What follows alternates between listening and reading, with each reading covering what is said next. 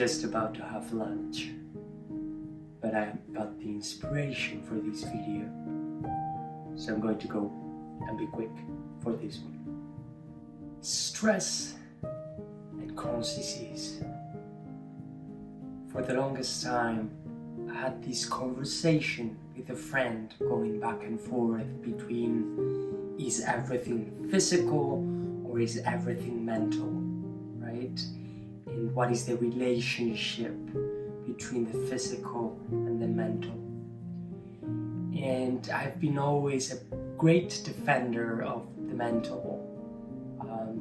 There's magic, there's serendipity, there's things that call me beyond the physical that I don't understand, but they somehow feel true. So I've always been a great defender of mental energy being the power of it all, and the physical just being a construct. The more I live, the more I realize that it's a nuanced response. It's neither mental nor physical. I guess that's no surprise for anyone. But I do see that there's much more mental to the physical than it might seem. It's not that we have physical and mental and they have to coexist. It's more so that we have mental and physical and they are already coexisting. If you look at the 7 chakras, from the root to the crown chakra, you can identify different steps, different layers, and all these layers make a lot of sense if you give them a second thought.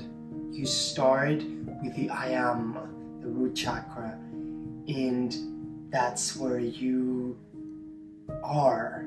I am, that's the affirmation.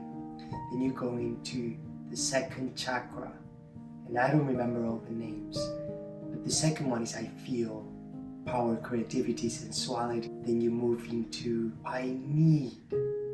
From I need to I want. From I want to I speak. From I speak to I see. From I see to I understand. And it's beautiful how all these things interconnect with one another. And it's interesting to see how there's patterns and diseases that are actually considered to be very tightly related to an emotional state. For instance, Crohn's disease and digestive disease are related to a disconnection with your needs, with your third chakra.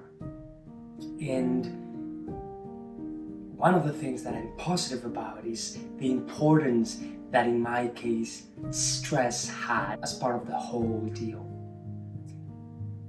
So first of all, I'd say if you feel stress at any time during your week, during your day, you should understand and dedicate the time, meditate around why you feel stressed. It might be very obvious, like my work is very stressing because I have these deliverables that I need to make. It might be more obfuscated. My parents don't want me to be an actor and I'm stressing out because I don't feel I'm going to be able to make it, so I'm doing engineering. So that was me. In my case, it was a stress around not being able to meet people's demands and needs, my parents especially, and then growing to my friends and close family. And it was just too much pressure. And I'm not putting the blame on them, nor I'm putting the blame on me. It just happened to be the circumstance. They wanted the best for me, and for them the best was engineering. And I felt that I was drowning, and I made it through it, and I'm glad I made it, and it's my story, it's my life.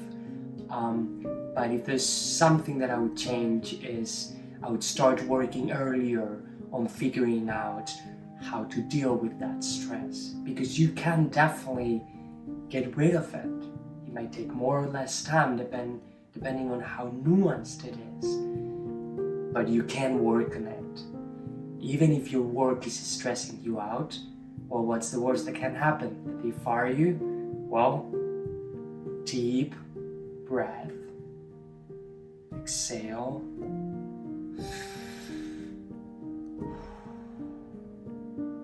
And accept it. And if you're lucky like me, I have saved money, and every time I feel that they're going to fire me, I think, well, worst comes to worst, I'm not going to be on the street. If you need to take care of your family, it might not be that easy, so you might need to find other ways to find peace. Maybe it's talking with your boss to understand the deadlines so that you know them up front and they don't come so rushed last minute. Maybe that's where the stress is coming from. It could be that you don't want to disappoint people. Well, what's the worst if you disappoint them? What's the worst that can happen? Just think about it. From my journey, I've been able to reduce stress from 99% every time I interact with someone, overthinking after the fact, repeating conversations to ensure that what I said was interpreted in the right way. All that complexity and overthinking, from that to I care for people, but if you don't tell me that I've done something wrong, I'm not going to read your mind. So I'm sorry. I'm going to try my best, and I'm going to be caring, and I'm going to show you that I love you, but I cannot read your mind. So I'm not going to stress about it. And if you come and you tell me that I've messed up, I will be truly sorry, and I will do my best to learn so that it doesn't happen again. But I'm not going to stress about it. And the more you do this exercise to understand where that stress is coming from and how you can fix it, the better life you will have, honestly. There's no other way to put it. So just work, put the time, do meditation. Even if it's 5 minutes a day, start doing meditation. And in 6 months, you'll start seeing progress. That's all. I don't want to, like I said, I want to keep this brief. So thank you very much for listening. Truly appreciate your time and my time. Thank you for listening.